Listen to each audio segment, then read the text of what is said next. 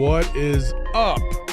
I'm Saul. Welcome to the PHNX Suns podcast. I know it's a little different today. Yeah, no Lindsay kind of throws everything off. Presented by the DraftKings Sportsbook, America's #1 sportsbook. Make sure you hit that like button and subscribe if you haven't already subscribed to this delicious content.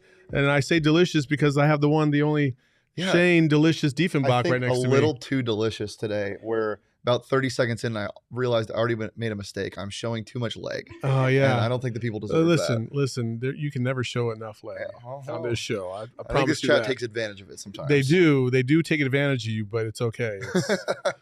It's not so bad. Anyway, a lot to unpack today before we get into probably the most important game in this year for sure. But this feels different because this isn't supposed to be where things go awry, right? Yeah. Like we definitely feel like this team is good enough to win a championship. That's still the expectation, but things are a little uneasy right now in the Valley. Yeah, it's going to be a test of, as the first topic says, are the Suns playing bad or are the Mavericks good? And I definitely think it's a combination of both. But where it's going to depend is what the Suns decide to do with Luka tonight. I mean, we'll talk about our adjustments later, but it's just this Mavs team shot the crap out of the ball, but it wasn't just because they were hot. They were open most of the time. So this is a put up or shut up game for sure for the Suns. For sure. But to start things off, let's just calm down. Let's get a little moment of inspiration, if you will. And that will come in the form of what is on the sidelines on the court tonight, honoring Brittney Griner, who's still stuck in Russia for whatever the reason is. They're still trying to get her out. And obviously our thoughts and prayers are with her, and hopefully she gets back safely. But BG will be represented on the sidelines tonight on the court, which I think is a tremendous move by the Phoenix Suns. Yeah, the Suns have been one of the best teams in the NBA as supporting their WNBA counterparts, and it never changes. And the players on this team especially take pride in supporting the WNBA and what they stand for. So this is just another step in the right direction. Yeah, basically a lot of the players have gone to a lot of the games. They always show support. Mm-hmm. Chris Paul's one of the biggest advocates of women's basketball. Doesn't matter if it's the offseason. If he's got a chance to go to a game, he's going to go to a game. Whether that be here in Vegas, it doesn't matter. I love the support that this team shows. But let's get into the good, the bad, and the ugly. And it's mostly bad if you're going to talk about the last two games and the adjustments that need to be made. First of all, let's talk about is this more of the Suns bad, or is this the Mavericks good, in your opinion? Yeah, I said it earlier. I think it's a lot of both. The Suns have been playing some of their worst basketball, definitely their worst in the postseason. But it's a lot of what the Mavs are doing what the Suns are doing that make the Mavericks look better. I think there's a lot of open looks for the Mavericks, a lot of role players stepping into their role more than you saw in the regular season. And let's not forget, this team had the second best record in the NBA after the trade deadline. Like, this is not a pushover of a team. And obviously, people say, and I think, that Luka's the best player on the court. And the Suns just need to show that they have the next best 7-6 players. Yeah, I don't think there's been any dispute that Luka is the best player on the court. I think that's been pretty demonstrative through 4 games. And even when you try to take some things away from him in games 3 and 4, he was still able to find his teammates and keep them involved. Jalen Brunson started to pick up his play over the last 2 games. And so as a team, the Mavericks definitely have a lot of confidence. They're feeling themselves quite a bit. But I do feel like it's more the Suns doing than it is the Mavs doing. Listen, the Suns have played some really bad basketball in this last 2 game set, specifically turning the ball over, Chris Paul kind of being MIA, Cam Payne and DAA not doing enough to really pick up some of that offsetting load, and Cam Payne just being completely gone out of the picture. Those 5 things right there will lose you a lot more games than you lost in the regular season. I promise you. It doesn't matter if you're playing, the Dallas Mavericks or the fucking Detroit Pistons. If you have that kind of lackluster effort from 5 different sources, it's going to be a pain in the butt. And this Mavs team is going to take advantage of you. That's what good teams do. And you're in the playoffs. You're talking about the last 8 teams in the league. You're not going to get some pushover. And I think the Suns, how they dominated the first two games, maybe they felt like, all right, we got this in the bag. But the funny thing is, to me, is that the Mavs have done a good job. You got to give them a little bit of credit. they saw what the Suns did to completely obliterate Luka Doncic, and then they flipped the script and they started attacking Chris Paul in almost a similar manner. Not quite as egregious, obviously, because it's hard to do that against Chris Paul. He's a much better defender than Luka is, but still, it provided opportunities for not only Luka to take advantage of guys down low, but also to get other teammates involved. And so now the Suns got to figure out how to counteract that, and that's going to be interesting. Do you think that it was more of the Mavericks forcing the hand of the Suns to make the Suns guard Luka more? Like you said, they were attacking Chris Paul with that. Or do you think it was an adjustment they made, like this guy's scoring 40 or 45? Do you think they are consciously not letting him get his, or was it just no? I think the Mavericks have done a nice job of throwing in some different actions. If you just listen to Nekias and Steve Jones Jr., they break down very well what the Mavs have done in terms of actions away from the ball, diving to the basket, just to fool Mikal Bridges or other defenders enough to get them away from the passing lanes, to get them away from the angles that make them so dominant. And so you got to give them credit. Now, Monty's counteraction to that is going to determine who wins this game tonight, in my opinion. That, and obviously, listen, for as much as the Suns look like absolute trash for 2 games, you could make an argument that if a few things go their way, like maybe just some jumpers, we could talk about the officials and 50-50 balls, rebound. There were some bad bounces. A lot of bad things happened, but if they clean up some of those things, they're right there in both of those games. But listen, they got obliterated in Dallas. They did, and you didn't leave feeling very good about where the Suns team. It's almost like they're unrecognizable in those 2 games. I think they'll turn it around, though. One thing I talk about on bets a lot is desperation. And I think that's where a lot of this conspiracy theory stuff comes from. When teams are down 2-0 and everyone's like, the league wants them to extend the series. To some extent, sure. You can say the refs are calling it a certain way because if that's even a question. But I think more of the issue is the team is desperate. The team that's more desperate usually plays better. And now the Suns are that desperate team. Now the Suns, 3-game series, you have to win at home. You don't want to go back to Dallas in a must-win game. I think you're going to see a more desperate Suns team, and I think it's going to translate to better basketball. Gerald Bourguet tweeted out a video from DA talking about how he needs to go back to game 1 DA. I could go on and on about DA and how frustrated I am about him because I just feel like this was that series where the matchup absolutely favored you, and you have not done your part. You just have not. But what I will say is this: help is on the way in forms of versatility, because a lot of people were kind of watching JaVale McGee.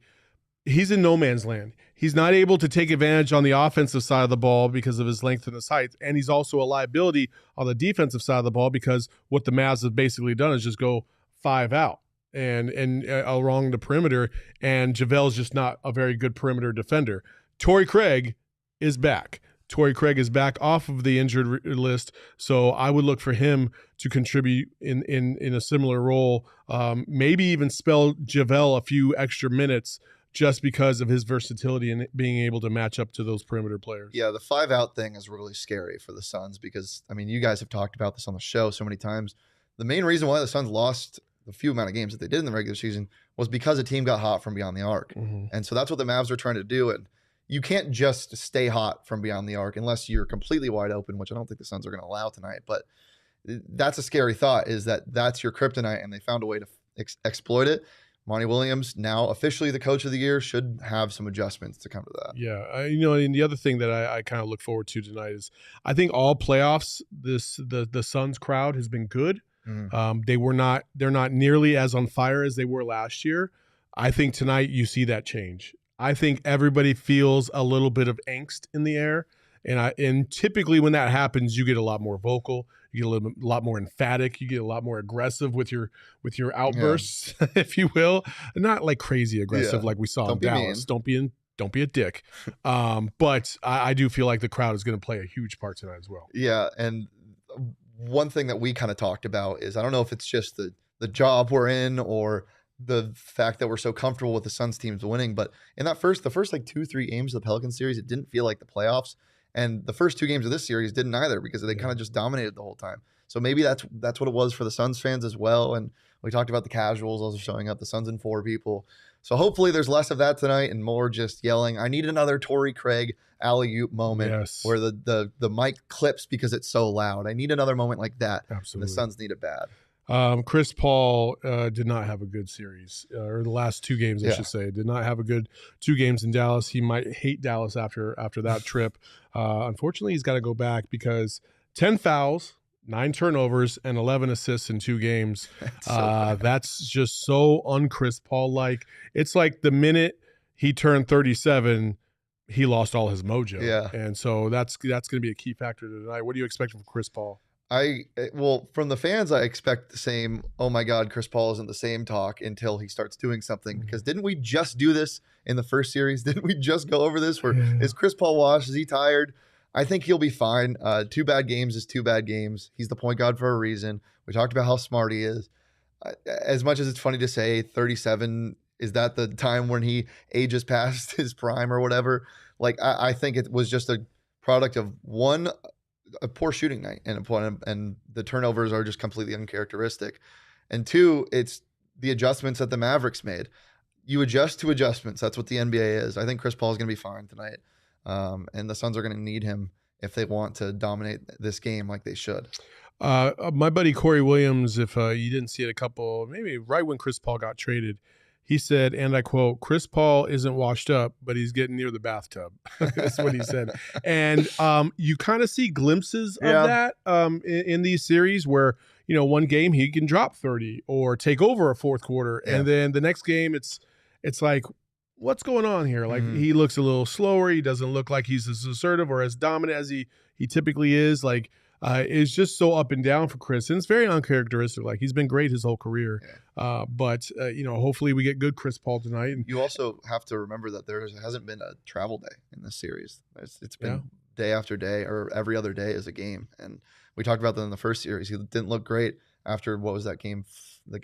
After game 4 and game 5 when there wasn't an extra day. So maybe that has to do with something. And you also have to think, is him saving all the gas for the fourth quarter part of it too? Like, is that not just him taking advantage of the game, but also actually saving gas for the fourth quarter? Yeah. Well, I know for a fact that the Suns do like to talk about how they do. Well, they don't talk about this, but they do run some of their better sets in the fourth quarter because they've basically shown you everything that they have, but they save a few things back. And that's when Chris Paul usually, gives us that delight. But he is just you can't do it if you're sitting on the bench in the fourth quarter. I know that.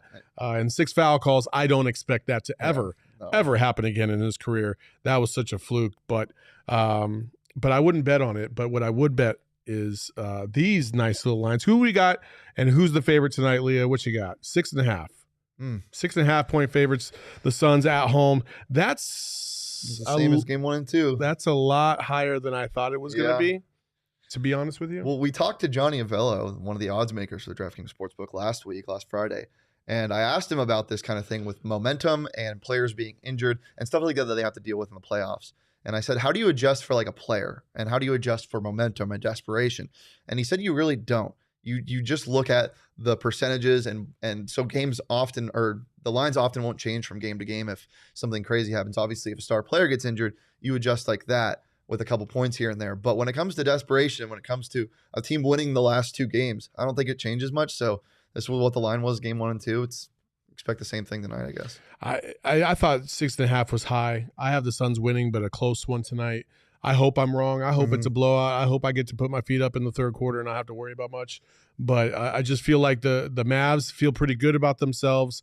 They have a lot of confidence. If they can stay close in the first half, I think a lot of people are going to be very, very nervous for sure. And speaking of putting your feet up and Chris Paul, you have to think about so many games later in the season where the Suns were up by 20 and then Chris Paul had to come back in the fourth quarter. Like that can't happen in the end of the regular season. I know the past is the past, but that's something you can look back on and say, if there was anything to improve on in the regular season, that would have been it. Yeah, for sure. Jay Jimenez in the chat says, if Luka starts posting in the first quarter, Mavs are probably winning. They're going to post him up all game long. I'm not worried about that.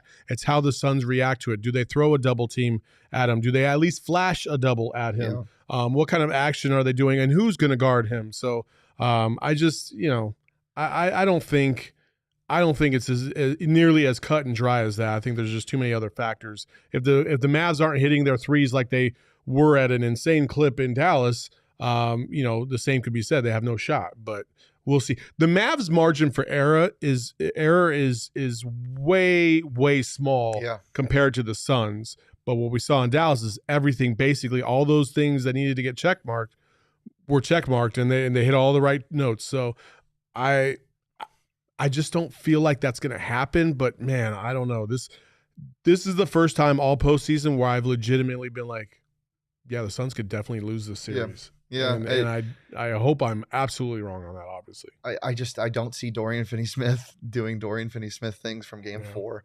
Jalen Brunson can maybe get his, but then that's also a sign that the role players are getting theirs, which is something that the Suns don't want to do. Yeah. I just think that if Luka does start posting, like he said, I don't think it's going to be a huge deal because they're going to have their game plan going into the game.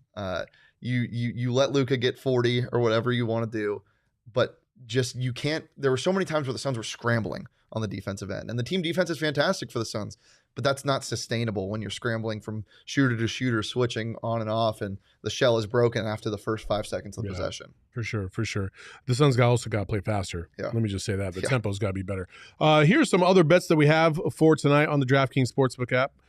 Make sure you download that Sportsbook app and have some fun betting because some of these games, man, like if you bet on the Sixers game tonight, you probably are not happy if you thought the Sixers were going to win. I'll just say that. They are getting obliterated. Are they still? Miami. I think so, yeah. I'm going to check right now. Last time I checked, they were down by 20. I may or may not have bet Heat minus 3.5 today.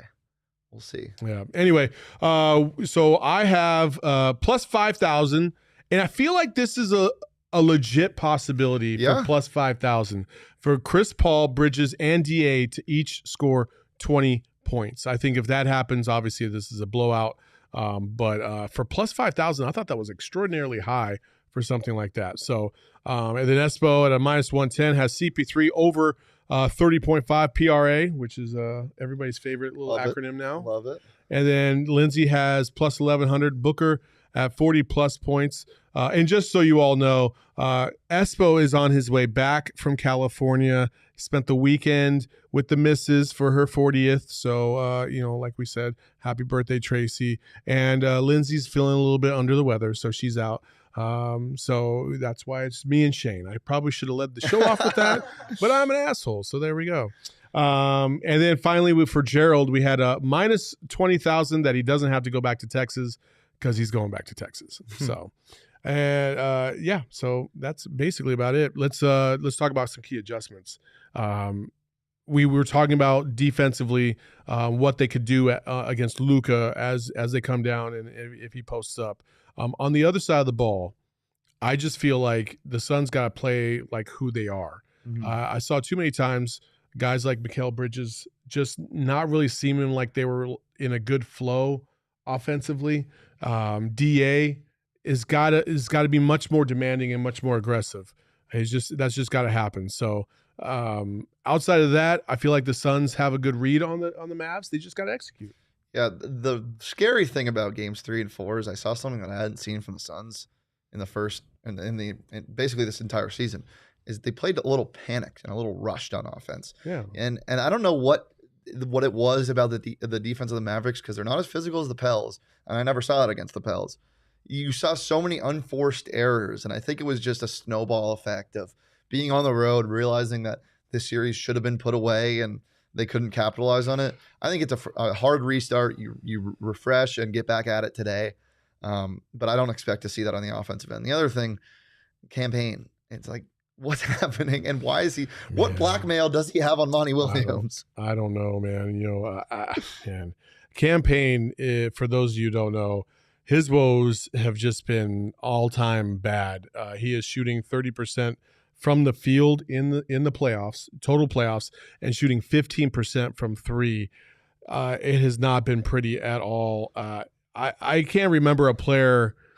And listen, if the Suns want to win a championship, campaign has to play at a high level.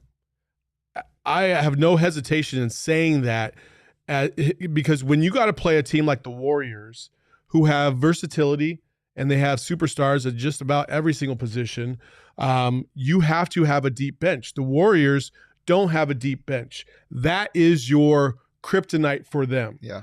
But hell, you can't even get to the Warriors if you can't even get past the Dallas Mavericks, because your guys, your role players that were playing at a very high level have all of a sudden vanished off the face of the earth. Like, you just can't. Like, Campaign's got to be better. And if he's not better, you got to spell him for at least a little bit and put Aaron Holiday in there, in my estimation.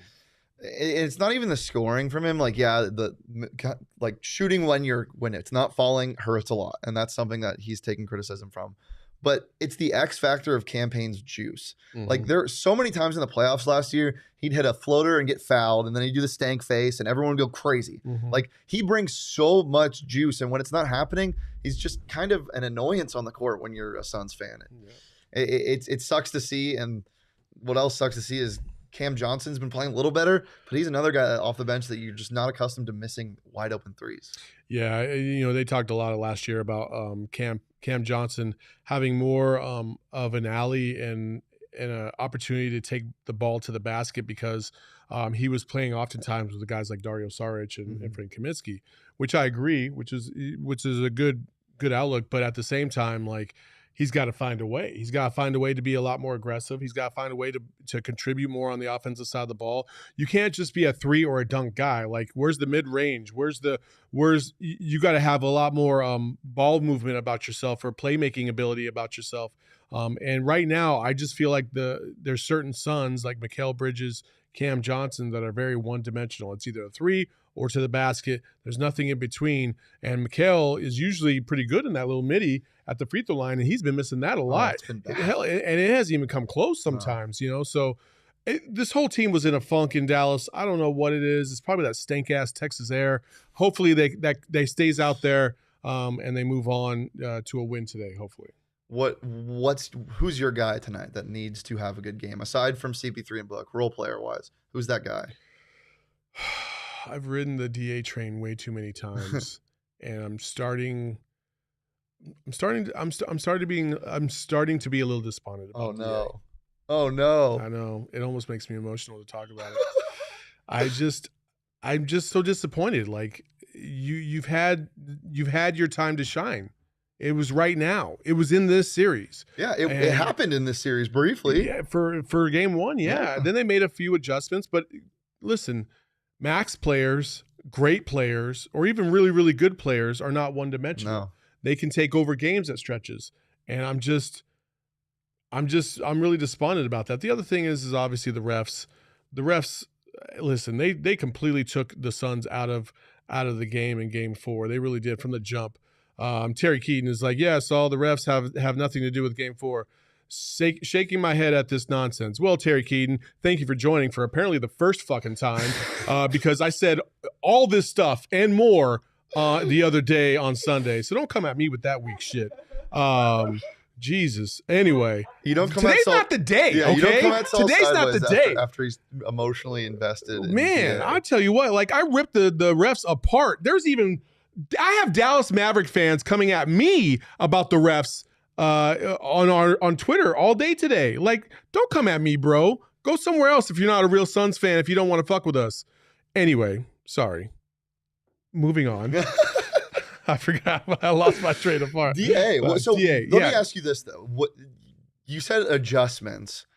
There isn't a guy that can like Maxi Kleber's not locking down DA. Nobody is. What's happening? Nobody is. Nobody is locking down DA, but the problem is it's a mixture of two things. DA not being dominant enough or calling for the ball enough, and when he does get the ball, being assertive enough. He's playing soft. Soft as baby shit in the key. Yeah. He absolutely is. He's just holding the ball every time he gets a rebound, and he's like lost down low. Like, he's got to be much, much better. Yeah. And so, but they're ripping the ball right out of his hands, and he keeps going. Like, he's got to be so much better. He's got to be more aggressive.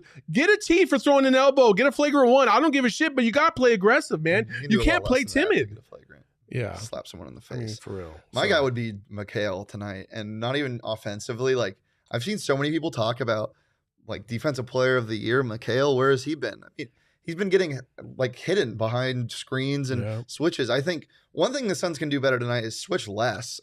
I don't understand why the NBA, it's just you switch everything so easily now. Fight over your screens. Don't go under a screen. Got to fight. And then on the offensive end, you're getting your shots. Mikal still consistently, even when he's missing, he knifes to the rim at a high clip, and he's very good at it. He just needs to get him to fall tonight, and I think it'll happen. It'll eventually come. It should be tonight, though. It needs to be tonight. You asked me who I think is the key to this game, and I was disgruntled about DA, so it sidetracked me for a little bit, and the referee comment triggered me. I'm going to go out on a limb. Campaign. I thought you were going to say Landry Shamet for a second. No, never. My guy's only playing like 11 minutes a game. No, it's got to be Campaign. Campaign's got to bring the juice off the bench to change the dynamic of this series and to get his mojo back, because he's definitely short on confidence right now, and I would like to see him bounce back big time. And Charles brings up a good point. Says Big got a hedge. You saw that work in game 1 and 2. DA would hedge really high. They'd get Luka to throw a pass, and before it could even get there, because he was usually trapped in the corner, the Suns would rotate, and you haven't seen much of that. And I don't know if that's adjustments from the Mavs or the Suns going away from that, but that's something I want to see more of too. Yeah, for sure. Well, that's it for us here on the PHNX Suns pod. Appreciate you joining us. Make sure you hit that like button, and make sure you join us in the post-game show shortly after the Suns hopefully win against the Mavericks. I have confidence that they will, but by barely. So join us there. For Shane, I'm Saul. And I'll be back in my rightful place. Yes. Hey, yo, my lifestyle is retro. Tell the Phoenix Metro. Megas in control and he ain't never gonna let go. PHNX though. Lindsey, Gerald, Espo. Saul pass the ball. We here to turn up the tempo. Got to understand me. I'll always wreck the family. Rally in the valley like Dan G. No plan B. Always on the job. My team move like the mob. Turn the beat.